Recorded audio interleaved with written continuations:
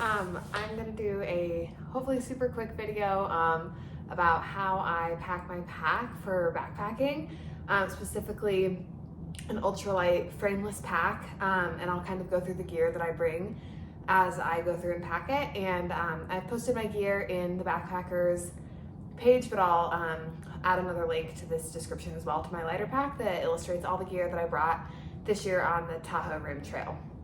To start, I use the Palante Packs V2. It's a frameless pack. It, I believe, holds 32 liters for the 16-inch torso length. I am 5'4", and that is the first thing that I use. My sleeping pad, I use 2 sleeping pads right now, which is probably contradictory to being ultralight, but I like to have a backup for the one thing that I find very important. This is a 1/8 inch thick closed cell foam pad. It's not very thick at all. And this one I believe I got from Mountain Laurel Designs. Gossamer Gear makes them. You can kind of get one anywhere. I cut this one down slightly when I got it. I didn't need it to be quite as long. And what I do first with my pack, because it is frameless, is I fold this guy into quarters and I put it in my pack. So the tall side is facing like up and down. I don't really know how best to describe that, but I essentially put it in the back of my pack to add as a little pad that would run all the way along my back, just in case there's anything in my pack that's sticking out, which I try to avoid, but that way it kind of protects my back a little bit and gives me a little bit of padding. The second thing I do, which is really important because I don't bring a pack cover or anything if it rains, is I have this trash compactor bag. I don't remember where I got this. I used to save one on the Colorado Trail last year, but I think Gossamer Gear sells them. You can also just pick one up at your local grocery store. And you want to get probably a trash compactor bag rather than a trash bag. They're a little bit thicker, a little less prone to tears. And so I just keep my closed cell foam pad outside of the trash compactor bag. I've never had an issue with it being wet, and I don't sleep directly on it, but they don't absorb water super easily anyway. And I just kind of push the trash compactor bag down in there so that way it can kind of line the whole pack, and you can see it there. And the foam pad is up on this side right here. The second thing that I put in my pack is, I guess it's the third thing after the trash compactor bag, is my quilt goes next. I use an Enlightened Equipment. This is, I believe, the Revelation. I think this one's a 20 degree, and the Revelation has a zippered foot box and a draw cord, so I can choose to have it open or not. This is also a slim and short. Again, I'm 5'4", and it's plenty long for me. And so what I do is I don't really use any stuff sacks, and I just kind of start pushing it down into the base of my pack and try to fill out as many of the corners as I can and get it nice and settled in the base of my pack. And it's not going to be perfect on the first try, but you just kind of get it in there, and that starts to give the frameless pack a little bit of structure. The second thing that I usually put in then is I put in my sleeping clothes, and that I sleep in Essentia Designs. I think this is the Lark hoodie. It's made with a fabric called Alpha Polar Tech. I think it weighs 4.5 ounces. It's super lightweight. Not incredibly warm, but it works really well. And again, I don't use any stuff sacks. I just kind of see if I can find a crevice in my sleeping bag and just shove it in there. And then my sleeping bottoms are the Arc'teryx Row bottoms. They're a synthetic fleece lined bottom. They're super warm and stretchy, and they're not made out of wool, which I find kind of itchy sometimes. So I really love these bottoms. And so again, just kind of squish and press it all in there. The next thing that I will add is my sleeping pad, my actual inflatable sleeping pad. I use the Thermarest Neo Air Uber Light. It's incredibly thin, and I love it. I used to sleep with the Thermarest Neo Air, and I find this one to be less noisy, a little bit warmer, and it's a little less durable, which is part of the reason why I bring the Gossamer Gear pad with me. And what I do with this, rather than bringing the stuff sack, is I just take my sleep socks and I shove this pad inside my sleep socks. And it only saves like probably a half an ounce, but you know, those ounces add up. And I sleep in like a Darn Tough or a Smart Wool sock, something that's merino wool, and that I only wear inside of my tent when I'm going to sleep to keep my feet nice and warm and toasty and dry. And so I just stuff that like that. And again, this one I usually place a little bit towards the back of my pack, so this is running kind of like along my spine. So you can be as careful or not careful as you want, and again, just kind of press it down into that sleeping pad or sleeping bag. Apologies. The next thing that I will add to this is my puffy. I am super comfortable shoving this really far down into my pack because if I'm hiking, I'm never gonna hike wearing my puffy. If anything, I'll pull my Senshi out, but that is pretty far down in there as well. If I have rain gear, I didn't bring it on the Tahoe Rim Trail, I'll usually put it in this pocket right here, so it's really easily accessible, and I won't put it in the body of my pack. But this is a Timbermaid 1-to-1 puffy. It doesn't have a zipper, doesn't have a hood, but is incredibly warm and incredibly not stylish. And I somewhat look like, I don't know what I look like when I wear it. I'm sure, I guess I look like the dinosaur from Land Before Time. But again, super lightweight. And I really love this puffy. I probably would have gotten a different color if I knew what the green would turn out like, but that's okay. And so once again, it's down, it's highly compressible. I just shove it down, try to fill as many crevices in the bottom of the pack that I absolutely can. The next thing that I will add, I generally cold soak in a clean jar. I tossed it at the end of the Tahoe Rim Trail and I don't have one yet. I'll use like a peanut butter jar or a Talenti jar that's clean and empty. This guy goes into my pack. I usually put it on towards one of the sides and standing like up vertically. And then my food that I'm not eating for the day will go in the pack next.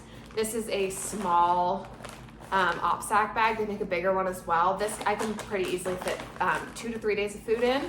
So this goes in next, and I generally lay it next to the peanut butter or whatever jar that I'm cold soaking in, and I lay it next to it, and again, press everything down into the down that's at the bottom of your bag because it's gonna be really moldable. The next thing that I'll add is my bag of electronics, which is also my Diddy bag, which is also my miscellaneous bag. So I've got some charging cords here, and these were used for my watch and my Garmin and my phone and my headlamp, just in case I needed to charge it. So it's a micro USB and then one other specialty charger for my Garmin and a phone charger. And I'll shove these in there. The other thing that I add in here is my spoon. This is just a plastic spoon that I picked up at a gas station that I've had for a while that weighs practically nothing. Also in here, my headlamp. This is the Nightcore NB, I think 25 it's called. I added a different strap, so it's about an ounce lighter than it comes custom, but it's incredibly bright, incredibly lightweight. I think it weighs about an ounce. Also in here, I add my external battery. This is the Nightcore NB, I think 10,000. It weighs about 5 ounces. And I can get like 4 full phone charges on it, so it's really great. My toothbrush and toothpaste go in here. This is just a little cut down bamboo toothbrush and then a mini toothpaste. And then my first aid and extra toilet paper tablets. So I've got some Band-Aids, some ibuprofen, and just some toilet paper tablets. And I just kind of put those in there, close it up, and toss it in right in front of the food. And so if my tent was wet, that is where I would roll the plastic trash compactor bag. I would roll it up and then I would stuff my tent in on top like I'm about to show you. But if my tent is dry and I think it might rain during the day, I put my tent inside the trash compactor bag so that way I'm not dealing with a wet tent in the morning. I use the Z-Packs Plex Solo, I think this one is. It's a one-person, non-freestanding tent. And again, just like kind of everything else, I just start feeding it into the trash compactor bag. And make sure you get all the guy lines.